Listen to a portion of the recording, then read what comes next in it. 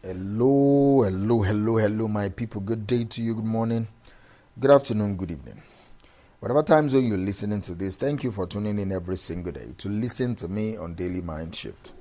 My name is Michael Ojuala for Mindset Transformation Africa, and on today's episode, I want to give an advice about advice.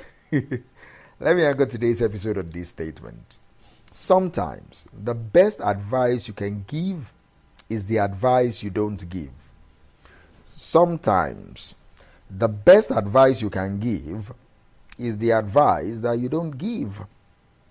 Today's mind shift might ask you to pause before you speak, not because you don't have wisdom, not because your insight is not valid, not because you are unsure of the answer, but because sometimes the right moment for your wisdom is silence. Yes, sometimes the best advice you can give is the advice you don't give. Now, I know that runs against the advice for some of us, all right? Especially if you're wired to always help, especially if you've lived enough life to have learned a few things, or especially if you are the go-to in your family, your workplace, or your circle. But I want to offer you something deeper today. What if advice, no matter how true, how right, how brilliant, is misused when it is mistimed? What if your silence is not neglect, but discernment? And that is what I want you to learn. Learn discernment. We live in a culture that is obsessed with opinions. Everyone has a mic nowadays, including me. There is advice everywhere, in your feed, your group chat, your comment section, family gathering, work, church, mosque, TV. Even in your own head, advice is everywhere. That's why it's cheap. But wisdom understands timing. It knows when to step in and when to step back. Some people are drowning, not from a lack of advice, but from being bombarded by too much of it at once, from too many people trying to fix what has not even been fully expressed yet. You might have noticed this, that sometimes people just want to be heard. They don't want a lecture, they don't want a list, they don't want a lesson, they even don't want an advice. They just want space to vent. They just want space. See, this is going to be uncomfortable, but I think it is necessary. Sometimes our desire to help is less about the other person and more about us. Think about it for a moment. Sometimes we give advice because we don't want to feel helpless. Sometimes we give advice because we want to feel needed.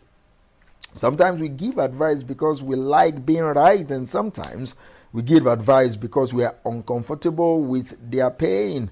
So we try to fix it.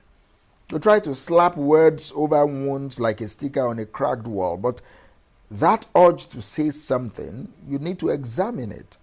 Are we speaking to be helpful or just to be heard? Are we offering support or are we asserting control? Because if the person has not asked for advice, then even your best wisdom can come off like interference. You see, there is something deeply human about just being present.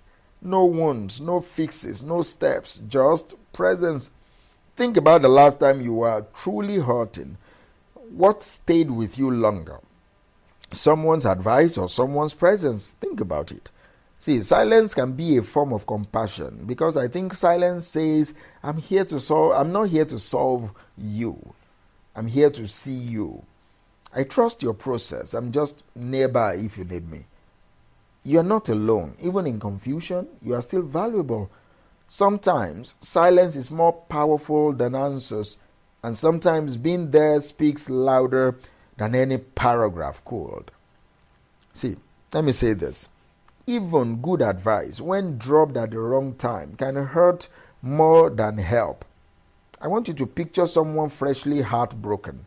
Their world just shifted. Tears are real. Sleep is rare. And in works, someone saying, and someone just walk in and say, well, at least you learned something.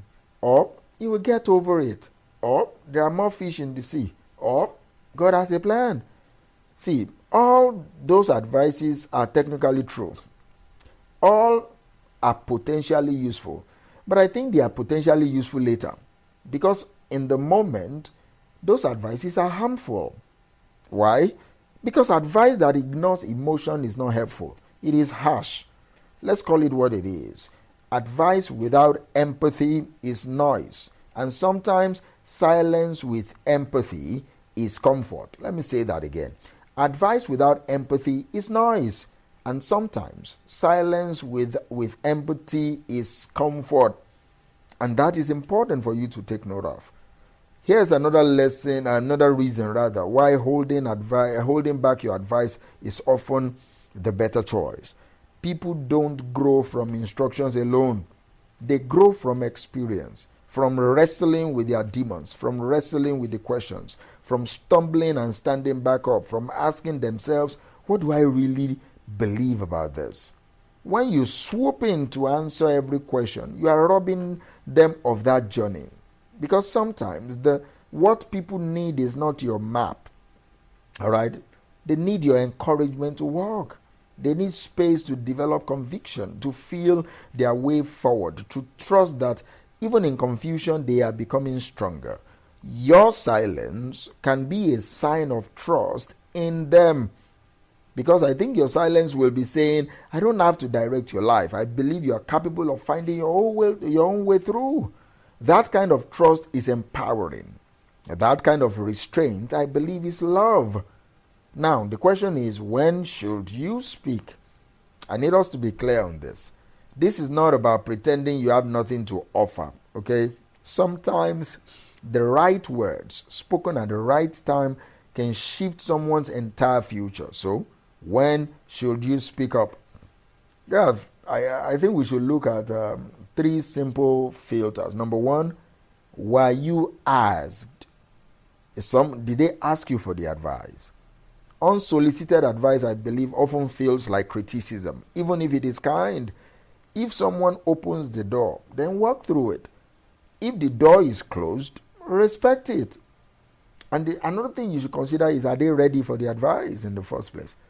Because timing is important. Timing is not just about you being ready to speak.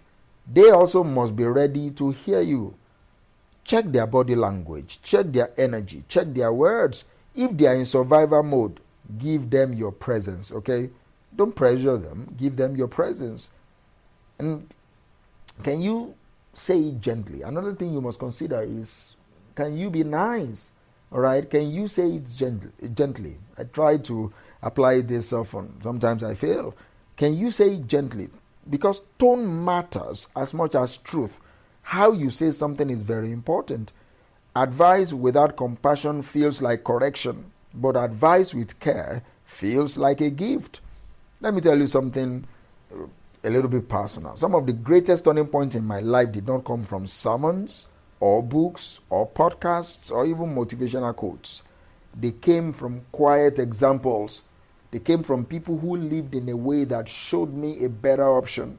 From people who modeled peace instead of preaching it. From people who were available more than they were articulate. Their silence taught me more than a speech ever could. And that is what I'm trying to practice too. Your presence can say more than your advice. The way you live can be the loudest lesson of all. So now, let's get a little bit practical as I draw this episode to a close. What is your mental shift for today? The first is pay attention to why you want to speak in the first place. Is it for them or for your own sense of control? Then ask yourself, have I been invited in? Because it's important for you to respect emotional boundaries, all right? Also, replace advice with curiosity. Instead of giving advice, ask questions. What are you thinking about this? What feels hardest right now? Do you want ideas or just someone to talk to? Then try as much as possible to model instead of give a mandate. Let your life be the message, all right? And finally, hold back one piece of advice today, all right? Just one. Not two, just one. And you will feel how powerful your discipline and your restraint can be. Let me close with this. You don't have to say everything you know. You don't have to fix everyone you meet. You don't have to teach every time you talk. Sometimes the wisest voice in the room is the one that says, I'm here, I love you, and I trust your process. Let your silence be strong. Presence speak.